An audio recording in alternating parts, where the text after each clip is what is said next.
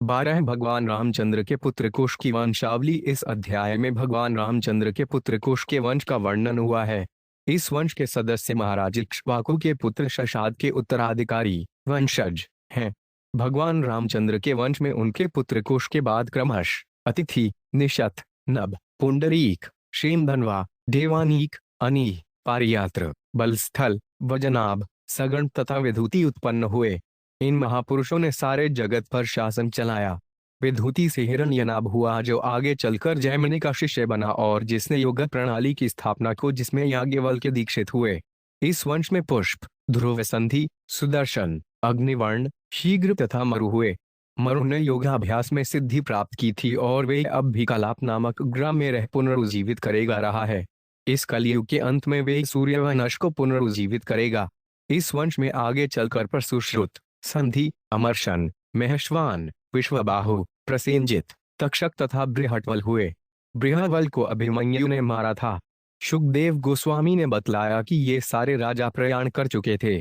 बृहदबल के भावी वंशज होंगे बृहद्रण, उरुक्रिय, वत्सवृद्ध, प्रतिव्योम, भानु, दिवाक, सहदेव, बृहदश्व, भानुमान, प्रतीकाश्व, सुप्रतीक, मरुदेव, सुनक्षत्र, पुष्कर, अंतरिक्ष, सुटपा, अमित्रजित, बृहद्राज, बाहिन, कृतजलय, रणजय, सनजय, शाक्य, शुद्धोद, लाजनल, प्रसेनजित, क्षुद्रक, रणक, सुरथ तथा सुमित्र।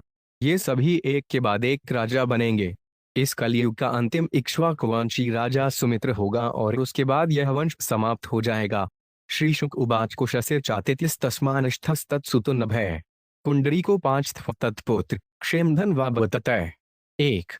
शुकदेव गोस्वामी ने कहा, रामचंद्र का पुत्र कुश हुआ। कुश का पुत्र अतिथि था। अतिथि का पुत्र निषद और निषद का पुत्र नभ था। नभ का पुत्र पुंडरीक हुआ जिसके पुत्र का नाम क्षेमधन व देवानी का ततो 5 जनी है। पारियात्रो 5 तत्सुतः ततो बलस्थलस तस्माद्रिजननाभो 5 की संभव। 2। क्षेमधनवा का पुत्र देवानीक था और देवानीक का पुत्र अनी हुआ जिसके पुत्र का नाम पारियात्र था। पारियात्र का पुत्र बलस्थल था जिसका पुत्र वज्ञनाभ हुआ जो सूर्य देव के तेज से उत्पन्न बतलाया जाता है। सगणस्तत्सुतस्तस्माद् विधृतेश्चाबलत पोतः ततो हिरण्यनाभो 5 भुद्योगाचार्यस्तु जैमिने। 3।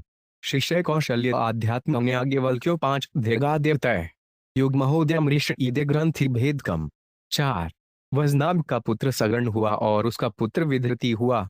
विधूति का पुत्र हिरण्यनाभ था जो जैमिनी का शिष्य और फिर योग का महान आचार्य बना। इन्हीं हिरण्यनाभ से ऋषि याज्ञवल्क्य ने अध्यात्म योग नामक योग की अत्युच्च प्रणाली सीखी जो हृदय की भौतिक आसक्ति की गांठ को खोलने में समर्थ है। पुष्पो हिरण्यनाभस्य श्रवरसंथि स्तभवत् 5 सुदर्शनो 5 थाग्निवर्ण शीघ्रस्तस्य मरु सुतः। 5। हिरण्यनाभ के पुत्र का नाम पुष्य था जिससे श्रुवरसंधि नामक पुत्र हुआ। श्रुवरसंधि का पुत्र सुदर्शन और उसका पुत्र अग्निवर्ण था। अग्निवर्ण के पुत्र का नाम शीघ्र था और उसके पुत्र का नाम सर था। सोसावास्ते योग सिद्ध कलापग्रामा स्थित कल्य संते सूर्यवंशन नष्टन भाविता पुनः 6। योग शक्ति में सिद्धि प्राप्त करके मरु अब भी कलापग्राम नामक गांव में रह रहा है। वह कलयुग की समाप्ति पर पुत्र उत्पन्न करेगा जिससे विनष्ट सूर्यवंश पुनरुज्जीवित होगा। तात्पर्य, कम से कम 5000 वर्ष पूर्व श्रील शुकदेव गोस्वामी ने कलापग्राम में मरु के अस्तित्व का निर्धारण किया था और कहा था कि मरु योग सिद्ध शरीर प्राप्त करके कलयुग के अंत तक रहता रहेगा। इस कलयुग को 4,32,000 वर्षों तक चलना है। ऐसी होती है योग शक्ति की सिद्धि। श्वास को रोककर सिद्ध योगी जितने काल तक चाहे जीवित रह सकता है। कभी कभी हम वैदिक साहित्य से यह सुनते हैं कि व्यासदेव तथा अश्वत्थामा जैसे कुछ वैदिकालीन महापुरुष अब भी जीवित हैं। यहाँ हमें यह पता चलता है कि मरु भी अभी जीवित है। कभी कभी हमें आश्चर्य होता है कि क्या मरते शरीर इतने दीर्घ काल तक जीवित रह सकता है। इस दीर्घायु की व्याख्या यहाँ को सिद्ध शब्द में निहित है। योग विधि में सिद्ध हो जाने पर मनुष्य जितने काल तक जी चाहे जीवित रह सकता है, किंतु तुच्छ योग सिद्ध के जितने की प्रदर्शन सिद्धि नहीं कहलाते। यहाँ पर सिद्धि का जीवंत उदाहरण प्राप्त है। योग सिद्धि इच्छानुसार जितने समय तक चाहे जीवित रह सकता है। तस्मात् प्रसुश्रुतस्तस्य संदिस्तस्थाप्य अमर्षण महस्वांस्तत्सुतस्तस्माद् विश्वबाहुर्जायत। 7। मरु से प्रसुश्रुत नामक पुत्र उत्पन्न हुआ जिससे संधि, फिर संधि से अमर्षण और अमर्षण से महस्वान नामक पुत्र उत्पन्न हुआ। महस्वान से विश्वबाहु का जन्म हुआ।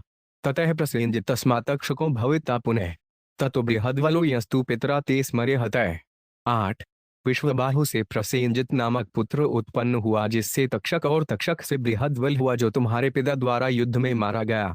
एत ही इक्ष्वाकु भूपाला अतीता शृण्वनागतान बृहद्वलस्य भविता पुत्रो नामना बृहद्रन। 9 ये सारे राजा इक्ष्वाकु वंश में हो चुके हैं। अब उन राजाओं के नाम सुनो जो भविष्य में होंगे। बृहद्बल से बृहद्रन का जन्म होगा।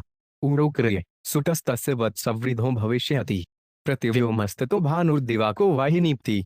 10 बृहद्रन का पुत्र उरुकीय होगा जिसके वत्सवुद्ध नामक पुत्र उत्पन्न होगा। वत्सवुद्ध के पुत्र का नाम प्रतिव्योम और उसके पुत्र का नाम भानु होगा जिससे महान सेनापति दिवाक नाम का पुत्र जन्म लेगा। सहदेवस्ततो वीरो बृहदश्चो 5 भानुमान प्रतीकाश्नो भानुम तय सुप्रतीको 5 तत्सोत।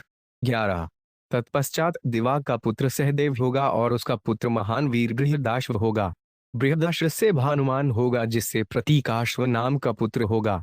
प्रतीक्षार का पुत्र सुप्रतीक होगा। भविता मरुदेवो 5 सुनक्षत्रो 5 पुष्कर तस्यांतरिक्षस्तत्पुत्र सुतपास तद्मेत्रजित। 12 तत्पश्चात सुप्रतीक से मरुदेव, मरुदेव से सुनक्षत्र, सुनक्षत्र से पुष्कर और पुष्कर से अंतरिक्ष होगा जिसका पुत्र सुतपा होगा। सुतपा का पुत्र अमित्रजित होगा। बृहद्वाजस्तु तस्यापि बर्हिस्तस्मात् कृतघ्नः रणजयस्तस्य सुप्तः संयो भविता ततः। 13 अमित्रजित से बृहद्राज होगा। बृहद्राज से बहें से कृतजलय, कृतजलय से रणजय और रणखदय से सजलय नामक पुत्र उत्पन्न होगा। तस्माच्छाक्यो 5 शुद्धो दोलायलस्तत्सुतैः स्मरेत् ततः प्रसेनजित तस्मात् क्षुद्रको भविता तत्। 14 सज्ञय से शाक्य, शाक्य से शुद्धोद, शुद्धोद से लांगल और लांगल से प्रसेनजित तथा प्रसेनजित से क्षुद्रक उत्पन्न होगा। रण को भविता तस्मात् सुरथस्तयस्ततः सुमित्रो नाम निष्ठान्ते ते बाइदलान्वया। 15 क्षुद्रक का पुत्र रणक, रणक का सुरथ, सुरथ का पुत्र सुमित्र होगा और इस तरह वंश का अंत हो जाएगा। यह बृहद्गल के वंश का वर्णन है।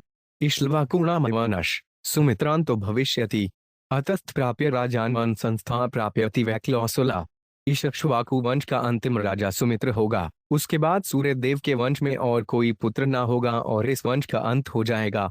इस प्रकार श्रीमद् भागवत के 9वें स्कंद के अंतर्गत भगवान रामचंद्र के पुत्र कुश को वंशावली नामक 12वें अध्याय के भक्ति वेदांत तात्पर्य पूर्ण हुए।